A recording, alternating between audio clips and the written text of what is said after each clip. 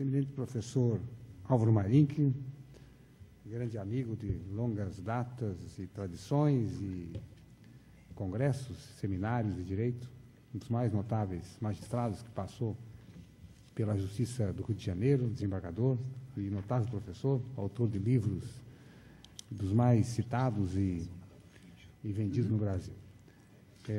Eminentes colegas dessa mesa, professor Juarez Cirino dos Santos, professora Karina Esposato, tema que Sérgio Verani, Flaviane, nossa processualista de Minas Gerais, caro Grandinetti, e todos os demais que aqui se encontram. Bem, o tema que se propõe aqui a desenvolver diz respeito às chamadas razões do direito penal e como está no cartaz, quando e como proibir e quando e como punir. É um tema bastante amplo para ser tratado em poucos minutos, porque envolve a questão da racionalidade no direito penal e também questões essenciais no tocante a elementos que devem ser exigidos para a legitimidade de uma norma incriminadora. Parece, então, que esse tema poderia ser objeto de um seminário especial, onde diversos aspectos dessa produção pudessem também ser discutidos com mais profundidade e mais amplitude, e até não apenas restritos esses elementos ao aspecto do direito penal, mas também a outros ramos do conhecimento humano, como a criminologia, a sociologia, a psicologia, etc. Mas vou procurar tratar esse tema enfocando justamente o nosso homenageado, que é o professor Luigi Ferraioli, e também aquelas contribuições essenciais da doutrina brasileira e da filosofia do direito penal encontrada na tradição da escola de Frankfurt, onde me formei e a qual posso dizer que pertenço, pelo menos psicologicamente. Quando se trata de uma incriminação, de discutir a questão de como e quando proibir ou punir, se envolve uma questão relacionada à legitimidade da norma incriminadora. E aí a legitimidade da norma incriminadora está diretamente ligada ao significado social de sua aceitação.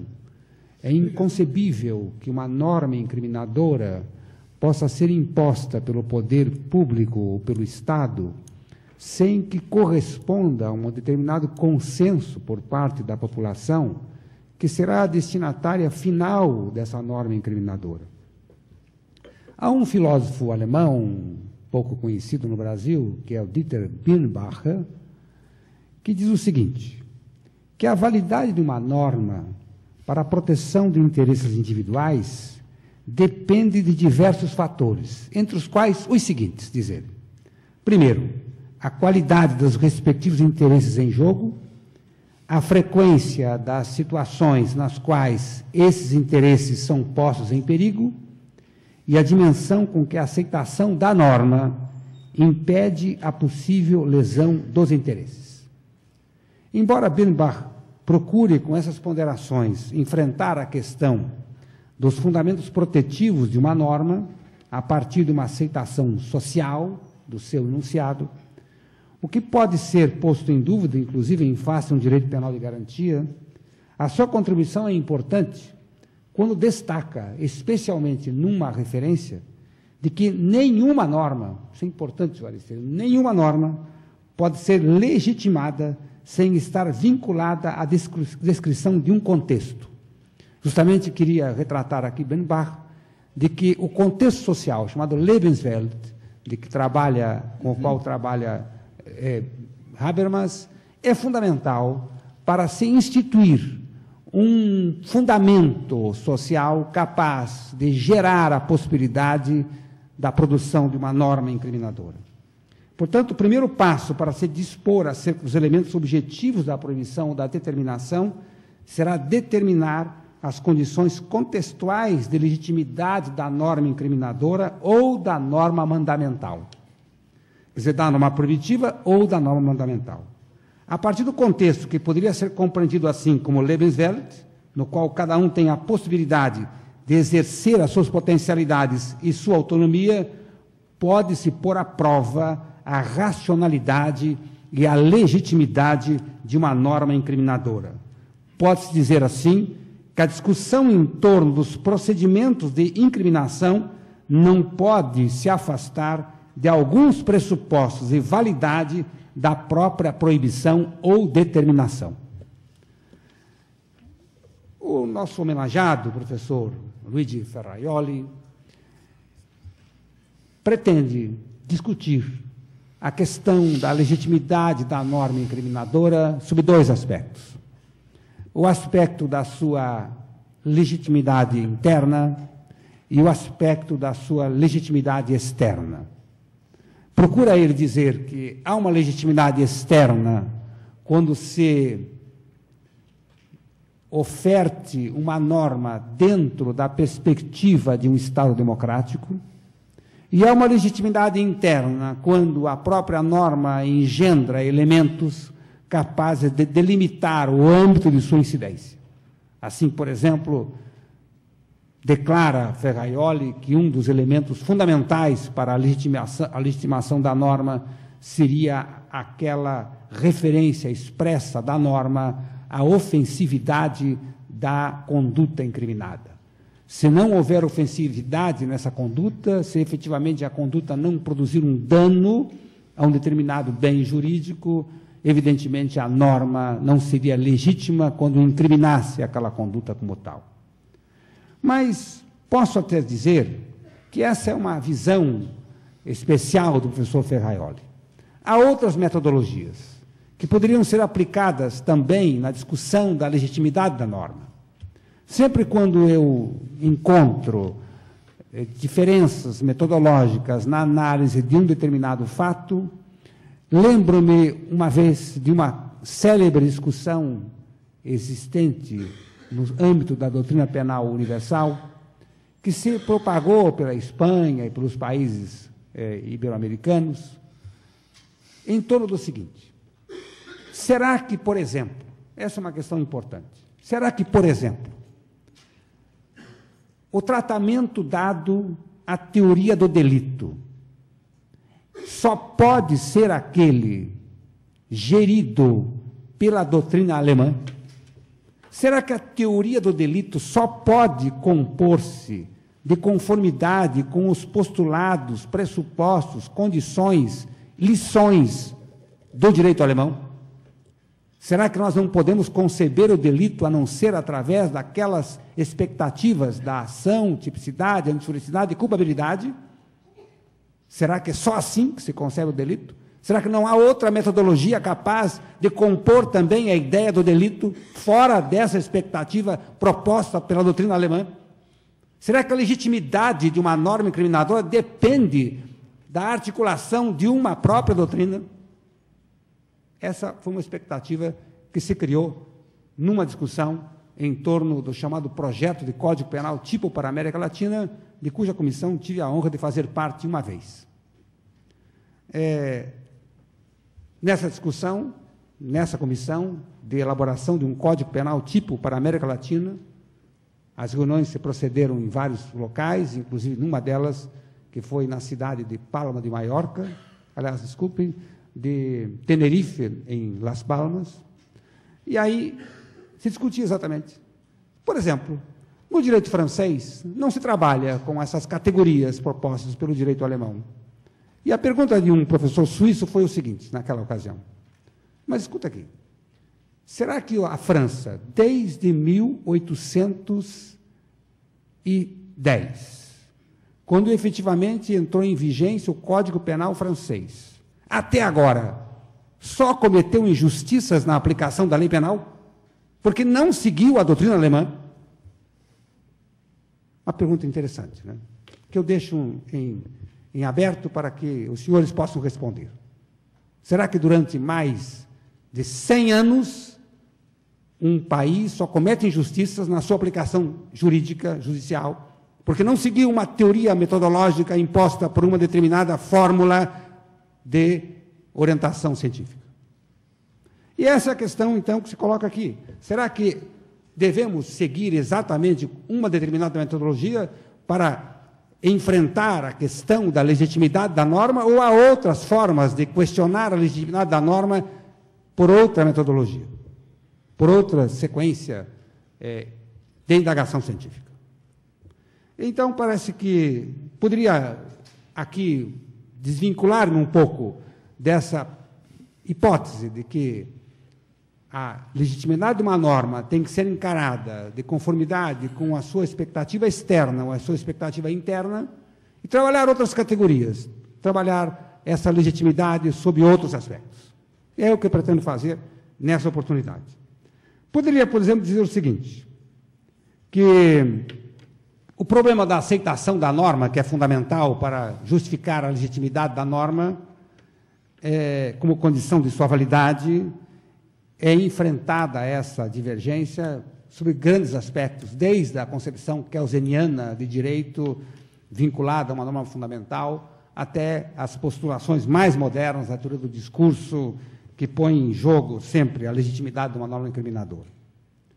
Vamos ver como trabalham, por exemplo, metodologicamente, duas orientações divergentes no tocante à questão da legitimidade da norma.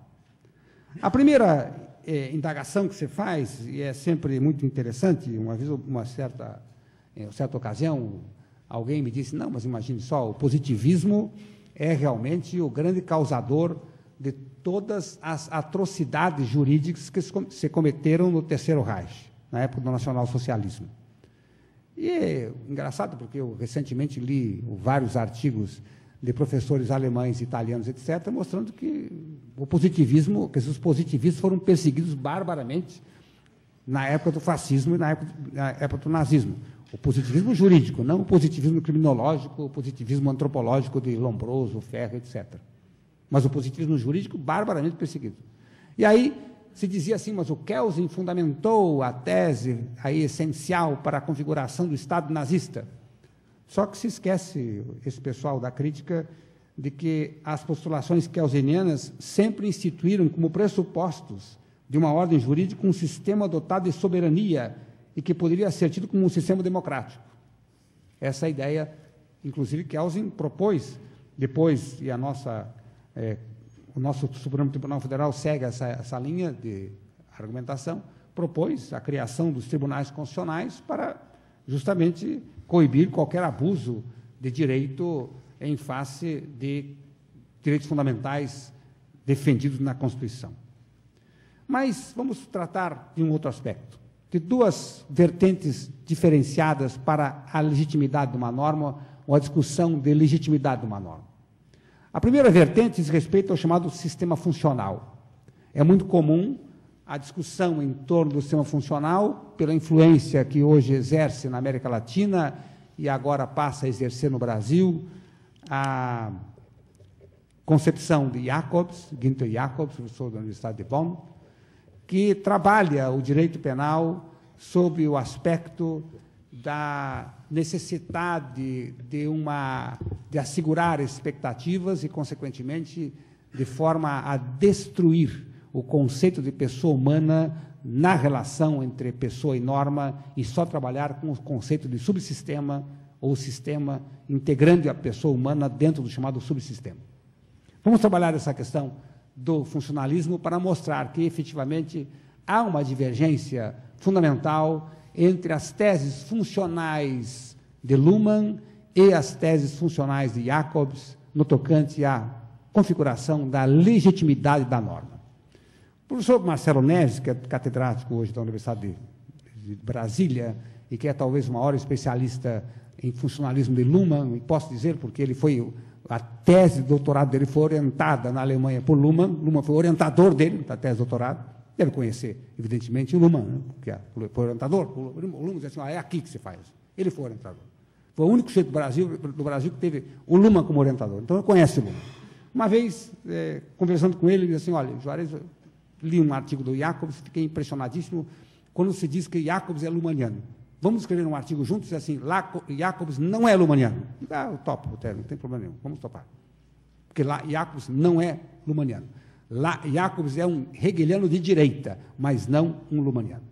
E vou mostrar por que não é lumaniano, vou mostrar qual é a metodologia capaz de sedimentar a chamada legitimidade da norma penal, invocando justamente essas questões relacionadas ao como, ao quando proibir e comandar, proibir e punir. Essa é a questão que se deve colocar aqui.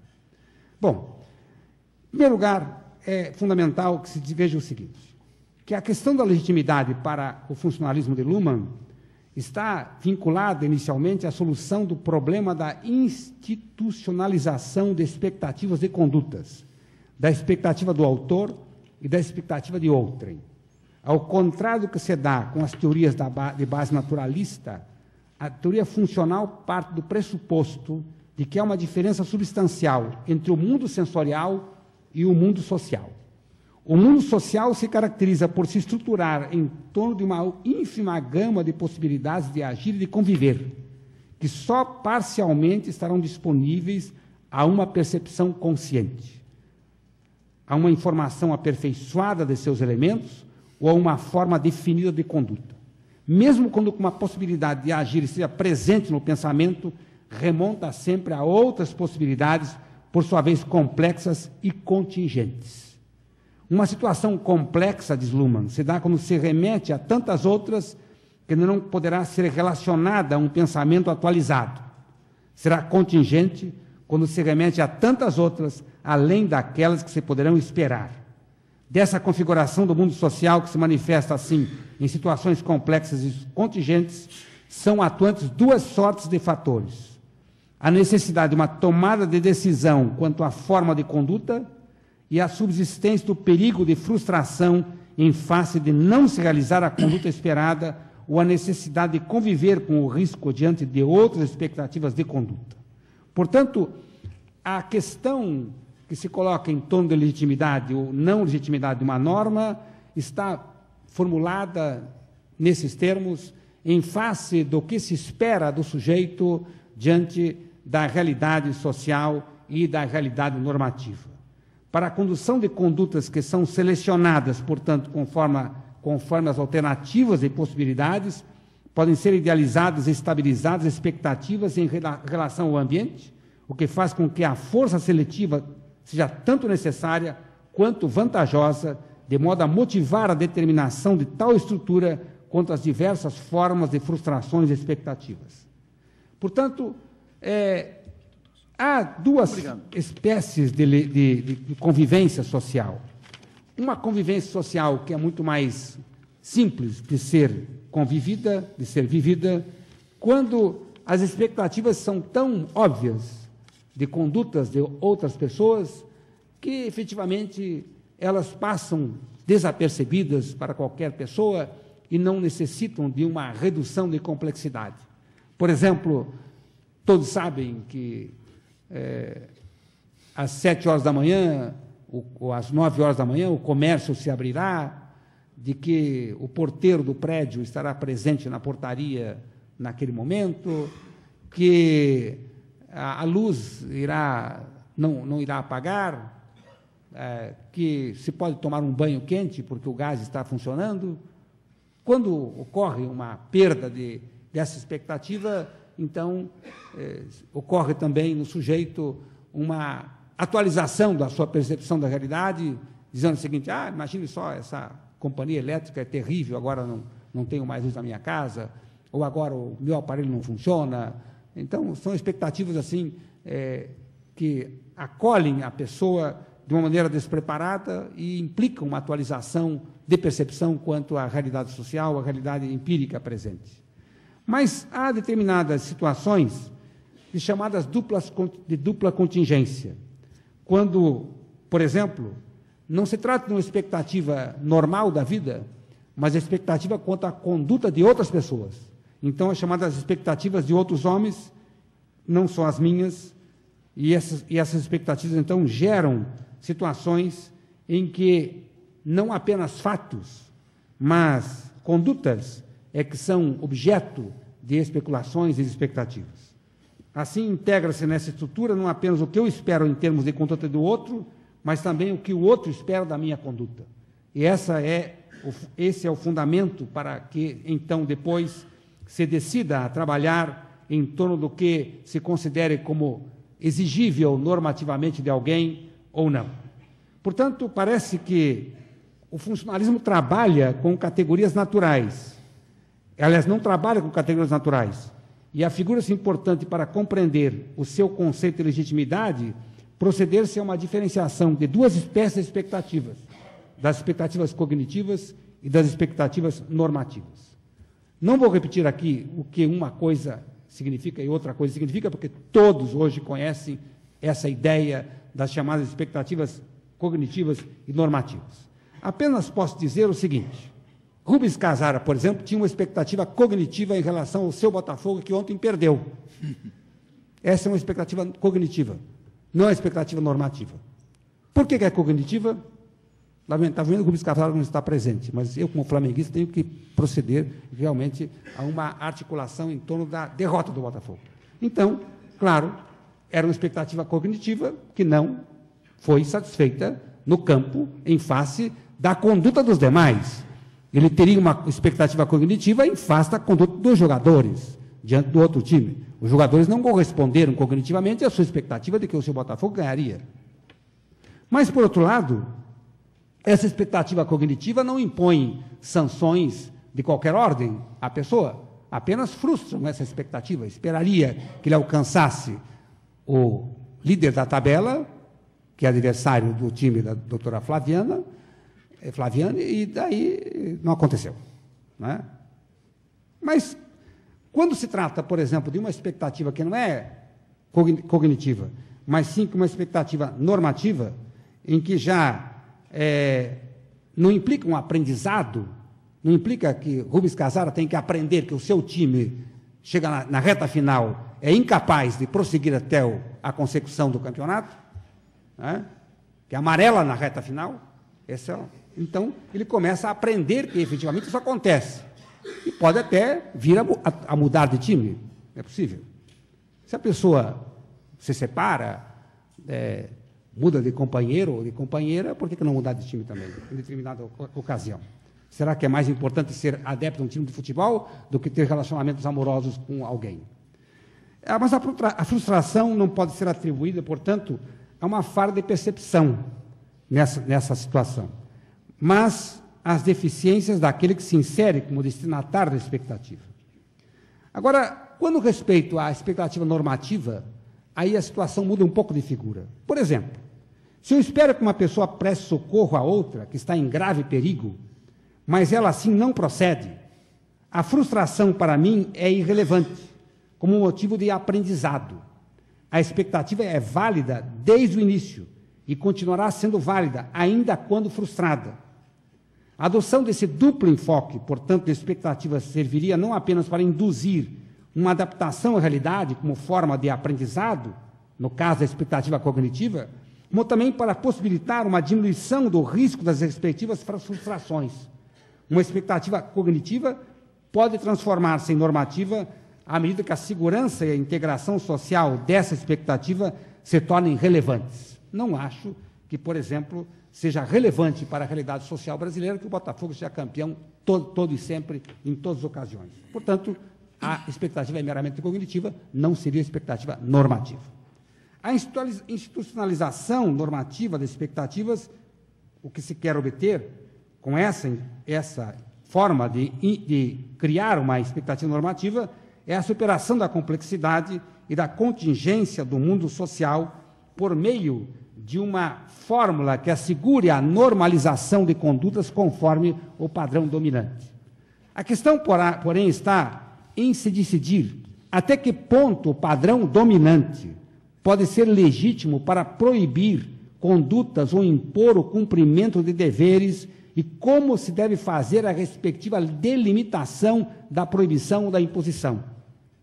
Aí que entra a formulação de Ferraioli, dizendo que, dessa forma, uma norma só pode ser delimitada por fatores externos, que seria uma consecução de uma democracia, ou por fatores internos, que seria a constituição de elementos restritivos ao processo de imputação, como, por exemplo, a exigência da ofensividade ou da lesividade como fundamento da imputação. Mas, diante desse problema, que é um problema fundamental do direito penal, o funcionalismo pretende formular uma solução. E a solução é que, efetivamente, a expectativa normativa possa ser institucionalizada como uma proibição na qual se pressupõe, desde logo, o consenso de toda a comunidade. Ocorre, entretanto, que esse consenso é um consenso puramente presumido, não é um consenso real. Diversamente do que ocorre com a proposição de Habermas, que busca, por meio da tematização de elementos empíricos da situação do mundo real, dar validade à decisão como integrante de uma ação comunicativa, o funcionalismo assinala que o procedimento tem como finalidade reduzir a complexidade do mundo social por meio da eliminação daquelas possibilidades que não se devam integrar na decisão. Isso significa que a contribuição comunicativa da decisão reside no fato de que ela subordina o interessado à sua função social, ao seu papel dentro do procedimento como agente ou omitente. Bem, há um aspecto interessante que deve ser ressaltado aqui. Tendo como base de legitimação a relação entre expectativas cognitivas e normativas por meio do processo, no qual se acolhe o dissenso como algo integrante da execução, o funcionalismo pode superar algumas teses naturalistas, mas não pode escapar da falácia das expectativas. E essa talvez seja a grande crítica que se pode fazer a esse processo de legitimação da norma com base nessas expectativas normativas. Em primeiro lugar, não pode dar uma indicação precisa de como se deverá fundamentar o procedimento, ou seja, de que elementos deve ser construída a norma ou a decisão, de modo que se possa fazer com que o afetado se situe em uma atitude ao mesmo tempo de aprendizado e de submissão à norma. Em segundo lugar, todo aprendizado, essa é a proposta funcional, de que uma vez que a expectativa cognitiva se sedimente numa expectativa normativa, significa que a pessoa aprendeu com aquela expectativa cognitiva, agora a se comportar de uma forma que é elevada à categoria de universal para todos. Todo aprendizado pressupõe uma orientação política que nem sempre coincide com a convicção daquele que está subordinado à norma. Por sua vez, a proibição ou a determinação tem que ser submetidas também a controles de legitimidade, conforme sua contraposição ao consenso e ao dissenso, e também à idoneidade em face de lesão de bem jurídico. Isso se torna essencial para a fundamentação de elementos objetivos da infração. Portanto, já no próprio campo idealista, que trabalha apenas com juízes aléticos ou juízes de ponderação, a sedimentação de legitimidade não se completa unicamente com a relação entre a expectativa cognitiva e normativa. Será absolutamente impossível legitimar a imposição de uma proibição ou de uma determinação sem levar em conta as bases materiais da sociedade sobre as quais isso tem execução. A sociedade não pode ser resumida a um processo de comunicação idealista em que os atores sociais articulem suas condutas conforme as expectativas de terceiros. As expectativas não podem subsistir nem cognitiva nem normativamente como elementos essenciais na proibição ou na instituição de deveres. Podem ser admitidas como meio de deslegitimar a norma, mas não podem ser admitidas como meio de legitimar a proibição ou a determinação. Bom, na fase da construção da norma, e aí uma outra metodologia, professor Álvaro Marinho, pode ser adotada. Por exemplo, aqui esteve presente no Brasil, lamentavelmente poucas pessoas tiveram a oportunidade de escutá-lo, um grande discípulo de Habermas, talvez o maior discípulo de Habermas hoje na atualidade, é o sucessor de Habermas no mundo, que é o professor Klaus Günther, da Universidade de Frankfurt, que esteve fazendo uma conferência na UERJ, fez uma conferência só, durante meia hora, foi embora, e ninguém teve a oportunidade de levá-lo a outro local para que ele proferisse outra conferência. Poderia ter trazido para a Emerge, para que todos aqui pudessem saber quem é o sucessor do Habermas no mundo, que vai ser ele. E é praticamente ele, porque o Habermas está com quase 90 anos, e ele tem 50 e poucos anos, então vai ser ele, o sucessor do Habermas. Bom, aí, Klaus Günther diz o seguinte, que é fundamental para um determinado procedimento de legitimação da norma que a norma criminalizadora, tanto própria quanto imprópria, corresponda aos preceitos de um discurso ideal, que subordine aos princípios de igualdade e oportunidade, de ausência de privilégios, de liberdade de expressão, de veracidade, de ausência de equação e consenso. Com observação desses princípios, poder-se-ia discutir, segundo Klaus Günther, em cada caso, as condições nas quais a norma incriminadora fosse elaborada e submetida, em face disso, à prova de sua validade. Portanto, correspondem esses princípios de Klaus Günther aos chamados parâmetros da chamada publicidade do discurso. A norma exprime uma proibição ou um comando, enuncia uma proposição relativa a uma conduta. Como a norma constitui um enunciado, não passa de um discurso, que se submete, como qualquer outro, a determinadas condições de validade. Como o enunciado da proibição do comando, o que se pretende não é apenas que se cumpra o comando, ou se respeite a proibição, mas, essencialmente, que se aceite o enunciado como válido. Para que um discurso seja válido, um discurso normativo, será preciso que seja apto a ser objeto de uma discussão pública, que tanto pode se dar no parlamento, como normalmente ocorre, no âmbito da produção legislativa, mas pode se dar também nos encontros particulares abertos ao público, como nos seminários, nesses colóquios, nos congressos, nos eventos universitários ou de entidades profissionais, inclusive nas manifestações públicas de rua.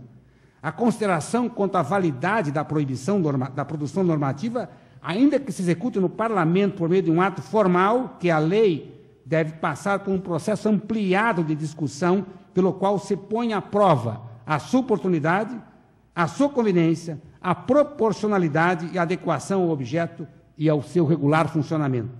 Essa ampliação do processo para além das paredes do parlamento teria como efeito a obtenção do consenso, que resultaria da submissão das propostas emitidas por todos os participantes da discussão, aquelas manejadas pelo chamado melhor argumento. Ainda que se adote preferencialmente uma fórmula dessa, como propõe Klaus Günther, parece que a simples imposição do melhor argumento como critério da obtenção do consenso não se mostra infalível e continua correspondendo a uma autêntica suposição, ou seja, o resultado de um prognóstico que substitui os dados empíricos por um enunciado lógico. Por outro lado, é duvidoso o critério pelo qual se pode afirmar que um determinado argumento seja tido como melhor do que o outro. Pode ocorrer, inclusive, que em determinados casos o melhor argumento seja apenas aquele que seja o mais saliente na discussão, sem que apresente conteúdo menos vulnerável ou melhores efeitos. Parece assim que o simples enunciado dos princípios elencados por Klaus Günther se mostra ainda insuficiente para preencher as perspectivas de validade da produção normativa.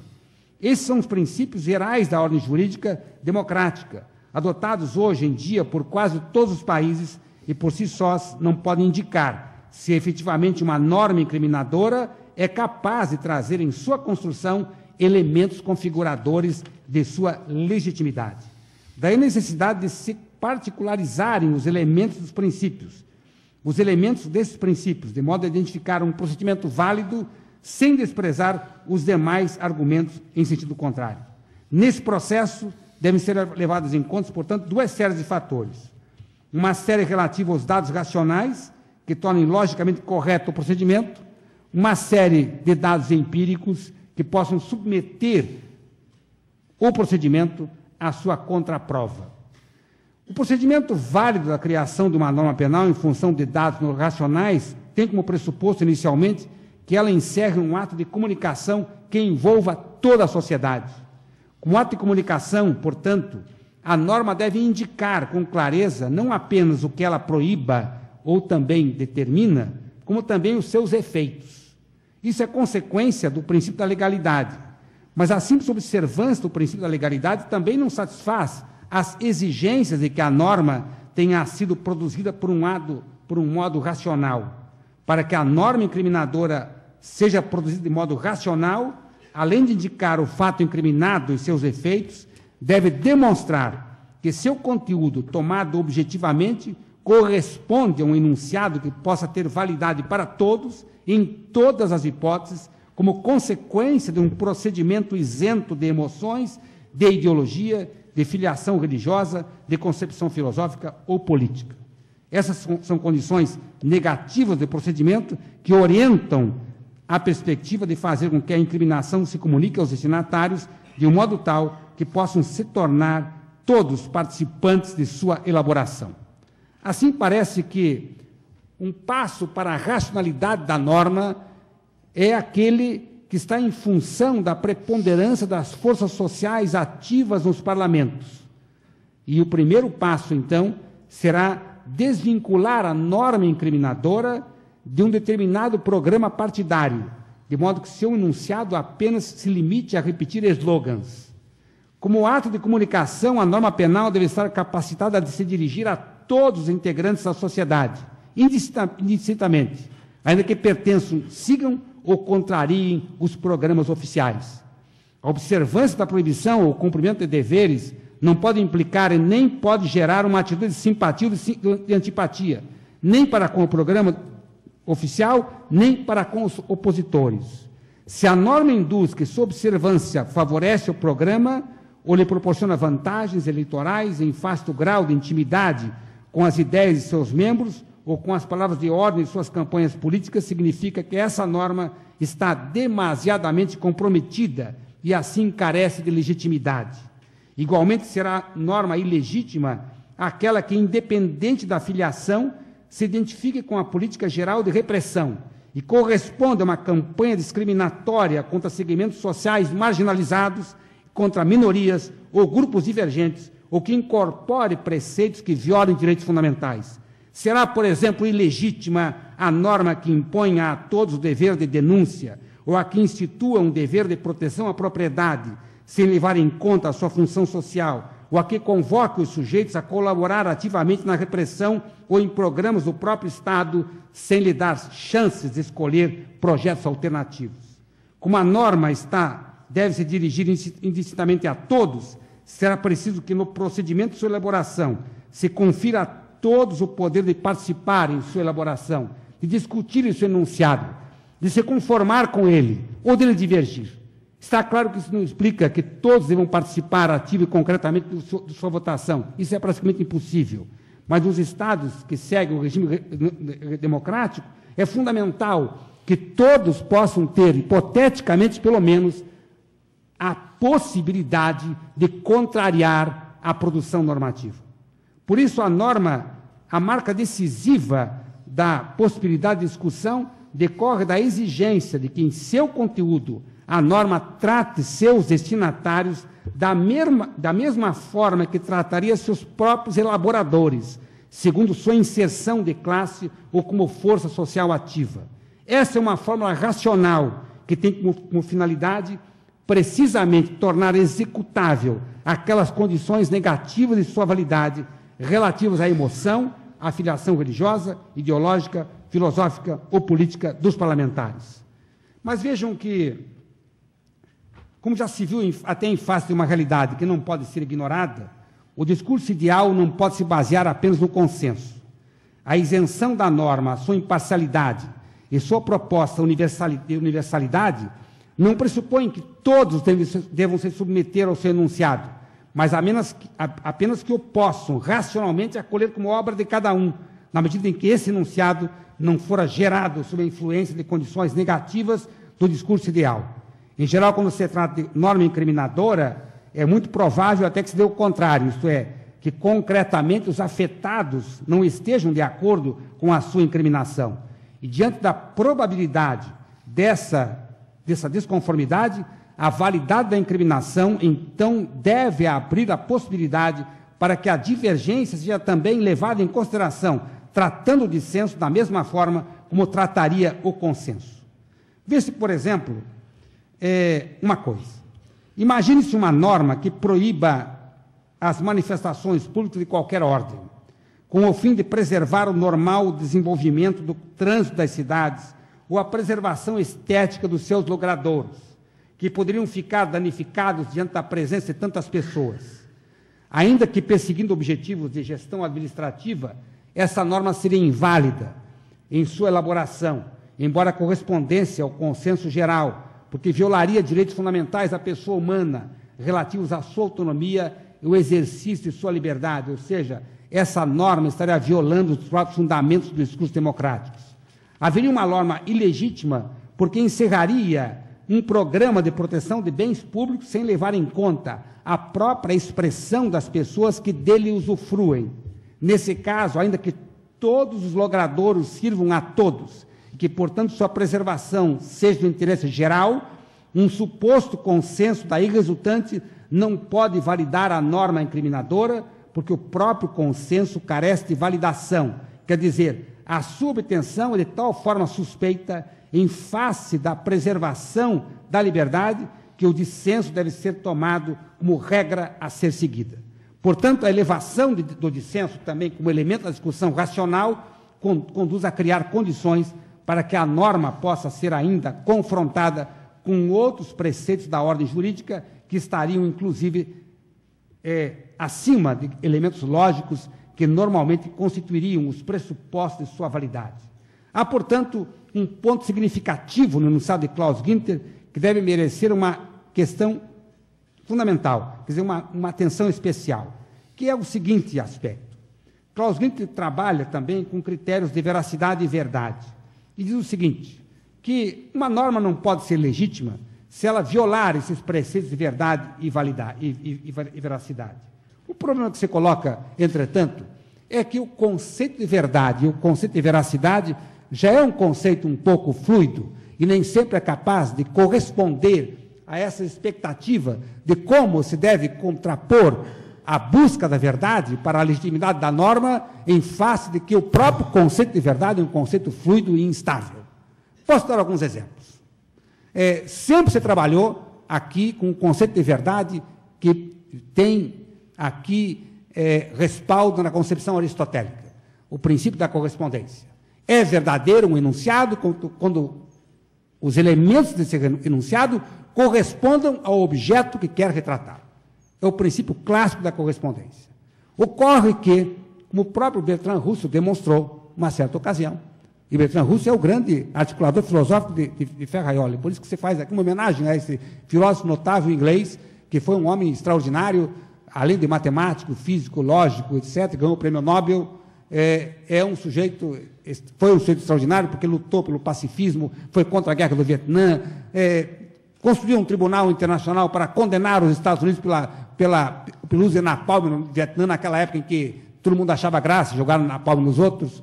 Então, é um homem notável, e Bertrand Russell que diz assim, eu pertenço ao grupo que acho que verdade é decorrente de uma correspondência entre o que se enuncia e o que está presente no objeto. Só que há um problema, é que o que se enuncia nunca corresponde ao objeto, jamais corresponde ao objeto.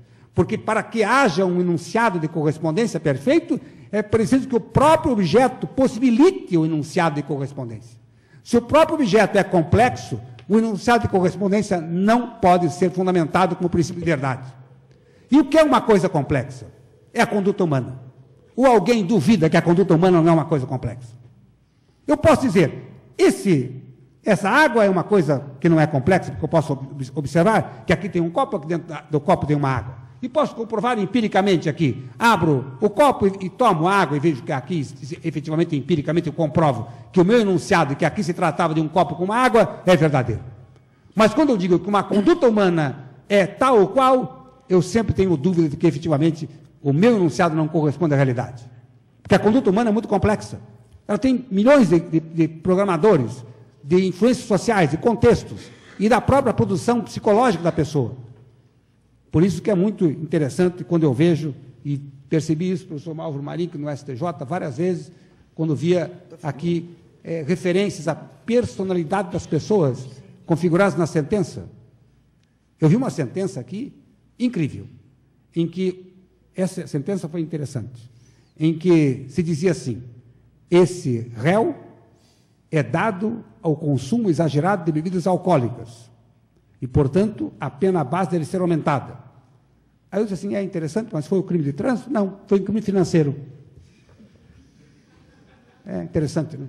Então, é complexa a indagação sobre a conduta humana. Como é que pode alguém ingerir bebidas alcoólicas e ser portador de uma deficiência maior que o coloque em intensidade de dano maior num crime financeiro? Nada a ver uma coisa com outra. O sujeito pode ser um alcoólatra e ser um sujeito que não seja corrupto, que não receba dinheiro e que trabalha honestamente. Qual é o problema? Qual é a relação de uma coisa com outra? Nada, nenhuma. Vejam que uma conduta humana é uma conduta complexa. Portanto, como a conduta humana é complexa, é difícil estabelecer-se um critério de verdade como fundamento para a legitimidade da norma. E aí, professora Flaviane, é o problema da verdade real. A busca da verdade real é impossível diante dos critérios de verdade hoje configurados, que não são mais os critérios de correspondência, porque isso é uma verdade hipotética, não uma verdade substanciada em elementos empíricos. Se trabalha hoje, então, com outros critérios de verdade, com o critério da relevância, com o critério da adequação e com o critério do consenso. E todos eles são critérios que são discutíveis e não são aptos a gerar uma convicção precisa de como a norma deve tratar o fato que deve efetivamente confrontar como dado fundamental para a incriminação da conduta. Portanto, uma vez descortinados esses elementos, parece que será preciso fazer um confronto com os dados empíricos da realidade social ou naquela realidade na qual o discurso será aplicado. Nesse aspecto, pode-se ver que a realidade social nem sempre corresponde ao discurso racional. O professor Juarez Cirino dos Santos é um exemplo clássico do criminólogo que procura mostrar que a realidade social é diferente da realidade racional. Na maioria das vezes, em face às contradições antagônicas que se manifestam nas relações de produção, a norma incriminadora está dirigida no sentido de sedimentar aquelas relações, até mesmo com o sacrifício dos seus sujeitos. O confronto empírico, portanto, nesse caso, deve descaracterizar a norma, quando os dados do conflito social indiquem que a sua execução irá fortalecer as discriminações e as possibilidades de sua superação. Sempre que se cogita a limitação do normativo por meio do empírico, são trazidos à colação dois elementos essenciais do procedimento: o conteúdo da avaliação empírica e o significado do conceito de verdade. Como o significado do conceito de verdade hoje é absolutamente instável, apenas serve de elemento fundamental para destacar se uma norma é legítima ou ilegítima, verificar se efetivamente essa norma corresponde ao que se chama de contexto e, voltando àquela primeira inicial articulação de Birnbachen, verificar como o processo de aceitação da norma é capaz de se compatibilizar com o contexto no qual ela é aplicada. Para que o processo de legitimação, portanto, estou terminando, se complemente, será preciso que sejam preenchidos normativamente os seguintes elementos, consoante que se deflui da realidade empírica: a demonstração inequívoca de que a conduta incriminada lese um bem jurídico, a sedimentação do processo de imputação em uma relação de causalidade entre conduta do sujeito e do dano causado, essa é a proposta de Ferreira, inclusive, que não prescinde da relação de causalidade, a correção da amplitude da causalidade por condições que possam identificar o dano dentro do âmbito da conduta do sujeito, sob o parâmetro de sua orientação empírica previamente determinada por definição normativa, e a delimitação de um juízo de culpabilidade que possa assegurar a satisfação de todas as condições de autonomia do sujeito. Essas são as condições mínimas que a realidade empírica pode fornecer para delimitar os enunciados normativos. Geralmente, a doutrina penal tem atingido essas condições, mas há um problema. No fundo, não se trata de coletar elementos empíricos para justificar a norma. Importante é verificar aquilo que se disse no início. Uma norma não pode valer sem levar em conta os elementos do contexto. O confronto da realidade empírica com a norma não pode ser produzido assim por meio da análise de elementos pontuais, assim dentro do âmbito global daquilo que Hegel chamava de vontade universal. E quando se confronta a realidade empírica com as exigências discursivas para a legitimação da norma incriminadora, o que se extrai não é a formação de uma base harmoniosa e reluzente. Enquanto as condições discursivas, teóricas e práticas exigem a participação conjunta de todos os afetados pela incriminação, segundo regras que possam preservar em cada um a sua autonomia, a realidade empírica demonstra uma desordem social motivada pela divisão da sociedade em classes antagônicas que destrói as supostas bases democráticas para a sua elaboração. Embora essa questão das classes sociais, eu e o professor Juarez Cirilo Santos há muito tempo discutimos isso, esteja sendo relegada a um segundo plano, ninguém discute. As classes sociais ainda subsistem e essa é justamente a causa fundamental do caos social em que vivemos. Portanto, sem uma sociedade autenticamente democrática, posso concluir da seguinte maneira: não se pode proibir, nem se pode mandar. Obrigado.